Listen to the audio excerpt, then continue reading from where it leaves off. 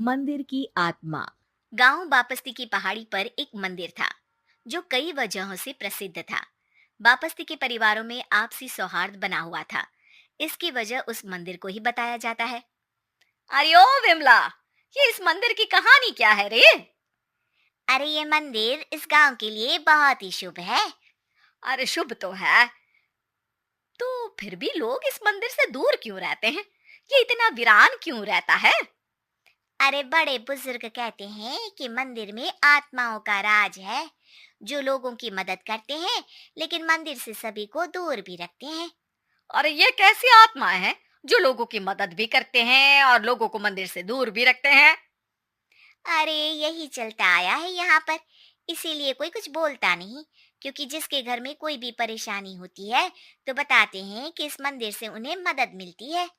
अरे वाह, ये तो अच्छी बात है। तभी इस गांव में इतनी खुशहाली दिखती है। तभी बाहर किसी की चीखने चिल्लाने की आवाज आती है। दोनों बाहर निकलती हैं तो देखती हैं कि गांव के एक बुजुर्ग रो रहे हैं, क्योंकि शहर से उन्हें कोई बुरी खबर मिली है। अरे क्या हुआ चच्चा, रो क्यों रहे हो आप? हाँ चाचा, बताओ ना, हुआ क्या? अरे क्या बताऊं बेटे, मेरा बेटा शहर गया हुआ था कमाने, लेकिन आज खबर मिली है कि उसका एक्सीडेंट हो गया। वो अस्पताल में भर्ती है। अरे तो इसमें परेशान होने की क्या बात है चाचा, जाओ शहर और बेटे का इलाज करवाओ। हाँ चाचा, विमला सही कह रही है। आप शहर जाओ और इलाज करवाओ।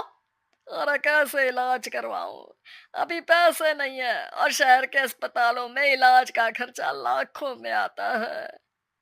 अरे चाचा, भगवान पर भरोसा रखो, कहीं ना कहीं से मदद जरूर मिल जाएगी। बस आज का दिन कैसे भी काट लो। अरे अब तो बेटा थोड़ा समय काटना भी मुश्किल होता जा रहा है। देख कमला, तू ही समझा चाचा को। अरे पैसों का कहीं ना कहीं से इंतजाम तो जरूर हो जाएगा। अरे चच्चा, जब विमला कह रही है तो थोड़ा उस पर भी भरोसा रखो। चलो आपको घर छोड़कर आ जाती हूँ। उसके बाद कमला उन बुजुर्ग को लेकर चली जाती है और विमला मंदिर की ओर चली जाती है। विमला मंदिर की सीढ़ियों पर चढ़ते हुए दूर से नजर आती है। उसके बाद वो आंखों से ओझल हो जाती है। उसी रात उस बुजुर्ग के घर के बाहर एक थैला रखा हुआ मिला। बुजुर्ग उस थैले को देखते ही चौंक पड़ा, क्योंकि उसमें 5 लाख रुपए रखे हुए थे। वो बुजुर्ग सुबह दौड़ा दौड़ा गांव के दूसरे बुजुर्गों के पास गया।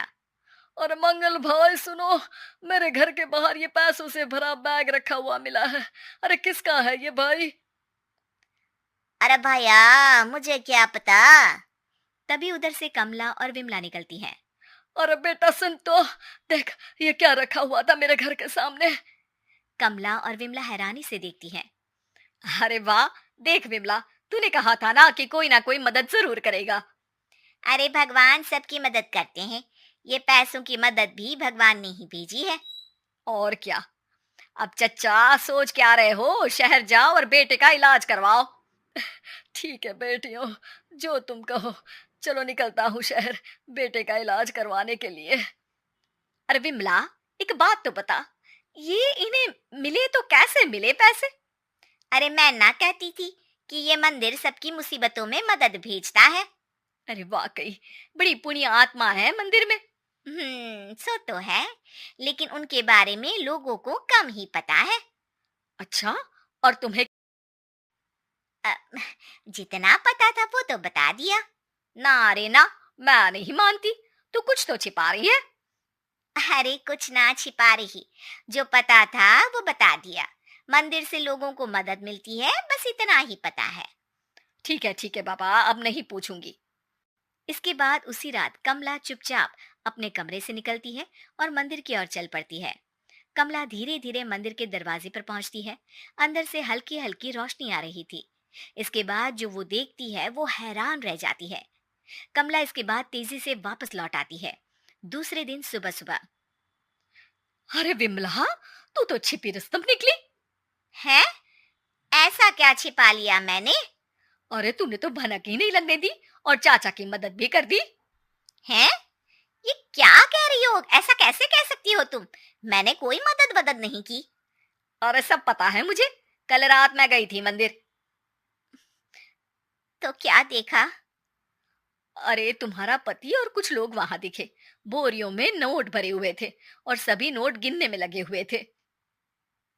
तो तुम्हें क्या लगा, वो क्या कर रहे थे?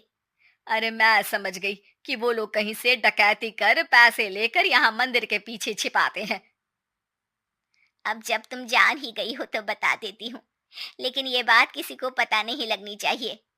मेरे पति डकैती नहीं डालते हैं, बस उन लोगों से पैसे छीनते हैं जिन्होंने गलत तरीके से पैसे बनाए हैं।